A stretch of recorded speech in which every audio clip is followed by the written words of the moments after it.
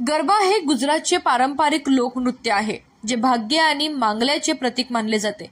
शास्त्रात नृत्याला आध्यात्मिक साधनेचा मार्ग म्हटले गेले आहे। गरब्याचा शाब्दिक अर्थ गर्भदिवा असा आहे।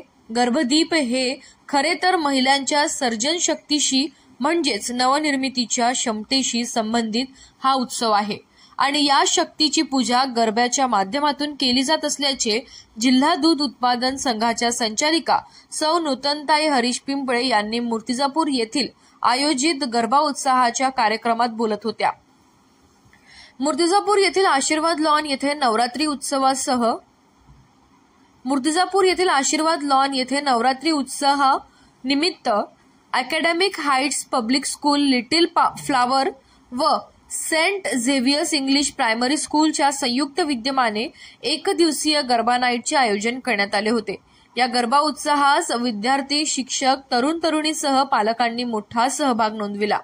भक्ती आणि संस्कृतीचा संगम आदिशक्तीच्या आराधनेसोबतच भारतीय वेशभूषा परिधान करीत शहरातील Academic Heights Public School, Little Flower School व Saint Xavier's English Primary School यांच्या संयुक्त विद्यमाने येथील आशीर्वाद लॉन येथे विद्यार्थी, शिक्षक, तरुण-तरुणीसह पालकांकरिता गरबा नाईटचे आयोजन करण्यात आले होते।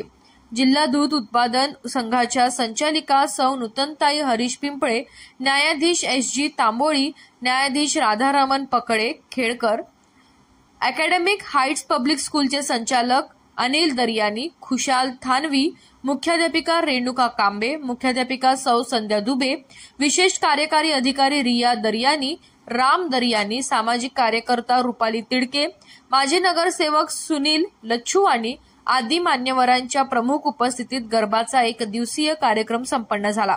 कार्यक्रमाचे संचालन कुमारी प्रणोती मडावी व प्राची टाले यांनी केले, तर कार्यक्रमाच्या यशस्वीतेकरिता दीपाली देशमुख, राखी पिंजरकर, अनघा धामोरे, अनुप भटकर, सचिन वाकोडे यांनी अथक परिश्रम घेतले।